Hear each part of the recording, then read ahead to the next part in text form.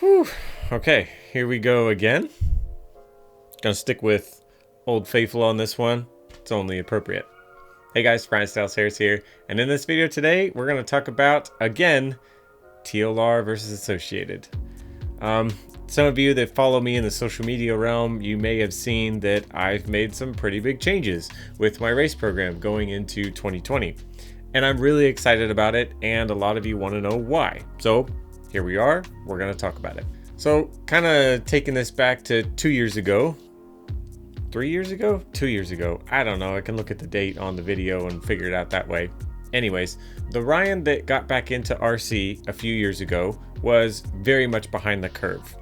And full disclosure, a little bit intimidated, overwhelmed. When I got back in, I didn't have my dad with me this time, and that meant that all the wrenching and figuring out setups and stuff on my cars was going to be me, and I didn't know a lot of that stuff. Mix that in with, I think that the TLR product wasn't as good back then. They had some major developments that they've made over the past few years. So taking a car that was a little bit lacking compared to the AE, mixed with my tremendous lack of knowledge back then, it was a tough race program, and I definitely didn't want to go through that alone. So reaching out to the JC AE team here in my area was a very smart move, and I learned a lot. Now, for the record, do I think that AE products or anything like that is terrible and I hate them? Not at all. For the record, not at all. Those cars are still a phenomenally awesome choice for most anyone out there. They're going to have a awesome support just like they did a couple years ago. That's still prevalent today. So it's still a solid option, not knocking it at all. Now this may beg the question, well, Ryan, why would you switch? Go away from a platform that was working well for you to something that you don't know that well. Allow me to dive into it. Looking at the comments that I got on my social media posts when I was announcing that I was switching, I kind of look at some of the ones that were a little bit harsher, or the ones that would say, oh, he's in it for the money. And those ones kind of hurt, because that's definitely not it at all. For the record, not a single RC brand in this room has cut me a check. For the record, full disclosure, that's not a thing. Getting sponsorships definitely equals discounts on parts, but nobody is paying me. Just want to make that clear. Running some really good cars over the past couple years and learning a lot when it came to the setups and bouncing ideas off a lot of my AE teammates here in the area and across the states here that I've traveled a little bit that I have. Learned a lot. Didn't get a whole lot of contact with the folks there at the AE headquarters, and that may have been on me. The one thing that was a little frustrating was I had a tremendous amount of eagerness. I wanted to help them as much as I could when it came to new product releases, maybe collabing a little bit and doing some fun stuff there. It just never really happened. Every time I would reach out, I got crickets back. And I'm not saying that with like disdain or hatred in my heart. I never really understood why. It seems that you guys have stuck around, and this seems to be a thing, and we are a pretty sizable portion of the RC community here. And I think that's really cool. And so to be able to reach out to you guys, I just didn't understand why they didn't want to come in and do that. I think in their defense, they definitely were seeking out the avenues of one of their higher profile drivers, Spencer Rivkin, current two-wheel drive world champion and previous two-wheel drive world champion, many Roar national titles for him. And Dustin Evans, he's done tremendously well at regional races, national events, world events. Two really awesome drivers, and they've been doing a little bit of their social media, so I can definitely understand if that's the route that they were taking, and it just left no room for me. No harm, no foul.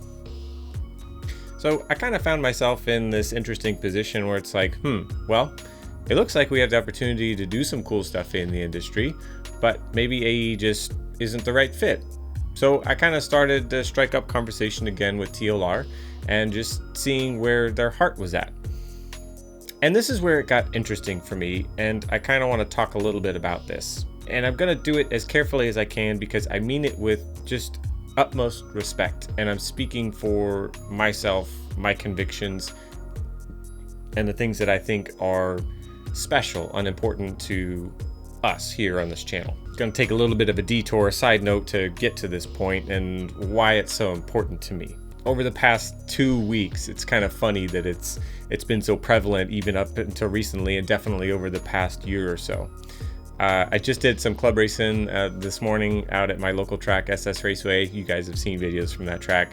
And I was out there running with Lee Setzer and Kenny and all those guys that I've run with in the past.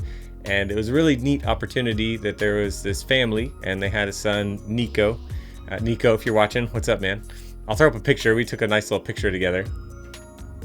Super awesome kid, wonderful family, and they were big fans of the channel. They watched a lot of the videos, and maybe they talk with you guys here on the platform. And they were just hoping that while they were down from vacation, they were out of state and they came in, and they just wanted to say hi and just seeing if I was going to race with them.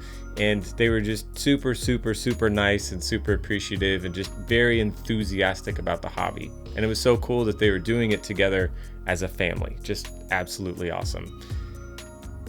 Couple weeks ago, and I've put up a video about this. I don't know if it's out yet or if it's coming next. I'm not really sure at the time of this video, but I did a Toys for Tots race up in Alabama. I didn't have enough time off to go do one of the big races that I wanted to, so I went and did that one instead, just to kind of get out of state, get a different scene, do something for a good cause. It was kind of fun, and race with some people that I've never raced before at a track that was really cool. A nice indoor track up there. Similar situation. Get up there, set up my pits, and kid next to me, his name's Justin. Justin, if you're watching, what's up, man? Just absolutely awesome kid, and he was there with his dad, and they're just kind of like there racing, and I get such a awesome feeling when I can somehow see some sort of connection that between what we have here on this channel and the content that we put out and the community that we have. And if it impacts people in a way that it builds upon some sort of relationship between a father and a son, or a family coming to the track, or just friends at the track, that to me just is an absolute win. It's like the best thing that I could ever hope to accomplish, truly.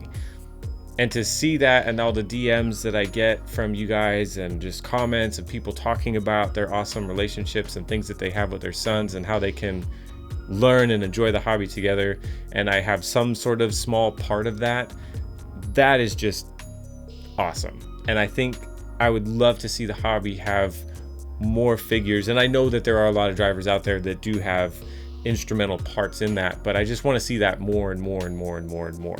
Now, with that said, getting to my next point, the whole family, father-son thing, learning, growing, having fun at the track.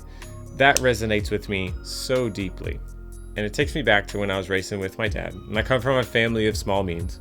I don't mean that looking for sympathy or anything, it's just what it was.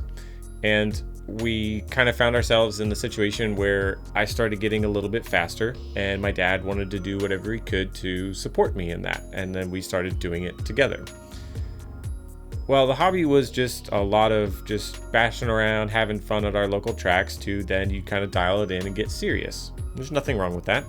Then we started to do a lot of the series races, and I could start to see that there was a struggle with just like the finances of it.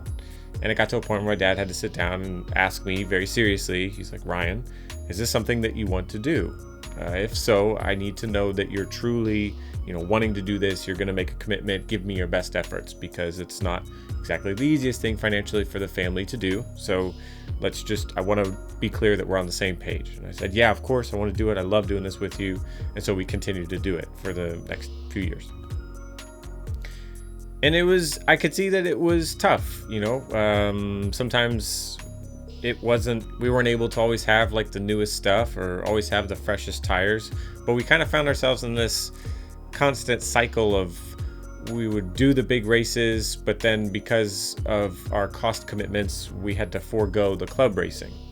And it kind of got really dialed in for a very, small season of time where that's all we did.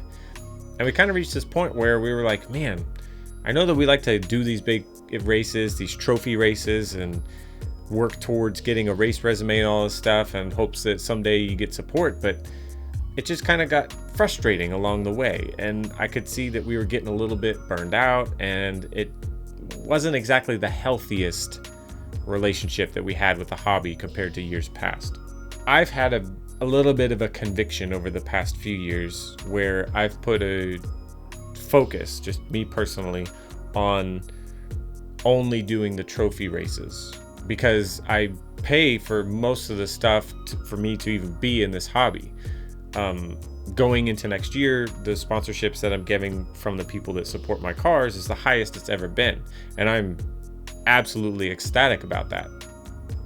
And what I'm hoping I can do with this support is maybe help people see that, hey, it's okay if you don't focus on trophy racing nonstop. Brands like Associated and J Concepts, they do a lot of things very well. They produce a lot of phenomenal product, and they offer some great support. And they're very plugged into these premier racing series from what I can see. Obviously, I don't run these companies. I'm just a guy that's just using their product, and I was a part of their team last year. But I could kind of see that that's their marketing approach. They want to go out and they want to win the trophy races. They want to win regionals, nationals, and worlds, obviously, and they do a great job at that.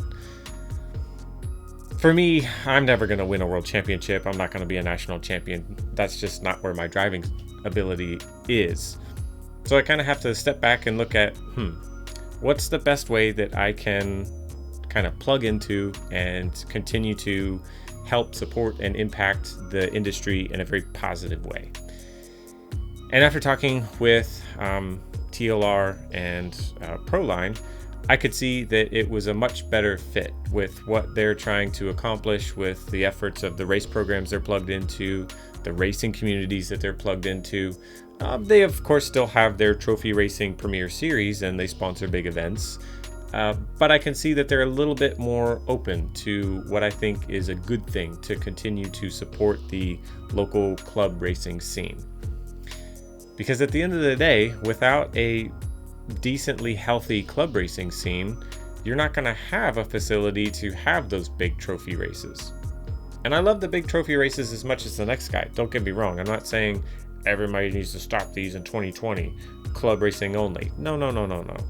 What I'm saying is that me personally, I know I have to pull back a little bit from being so focused on the trophy racing and get plugged back into my local club racing scene.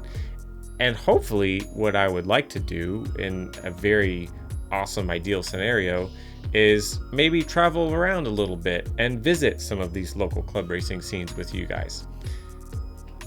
The level of support that I'm getting, like I said, it's more than I've ever had before, and I am so stoked on that because I think that it will possibly, hopefully, free up a little bit of travel budget, that instead of spending, all this money on all the stuff I need for the weekend, cutting some of that out, and then I could turn it into a plane ticket or something. I don't know what's in store for 2020 exactly just yet, but those are my hopes.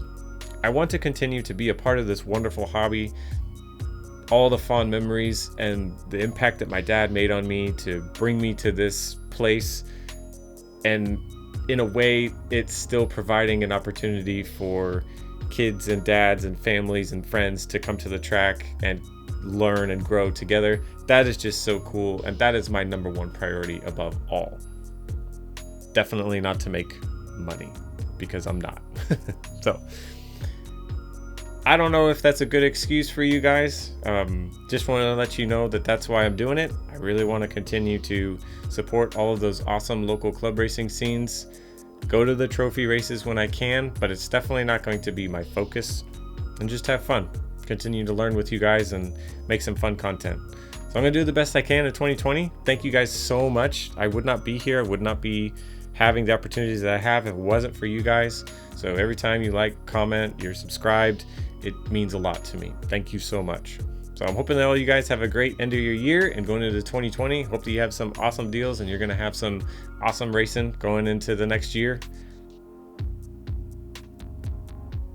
Yeah. Thanks a lot, guys. We'll see you in the next one.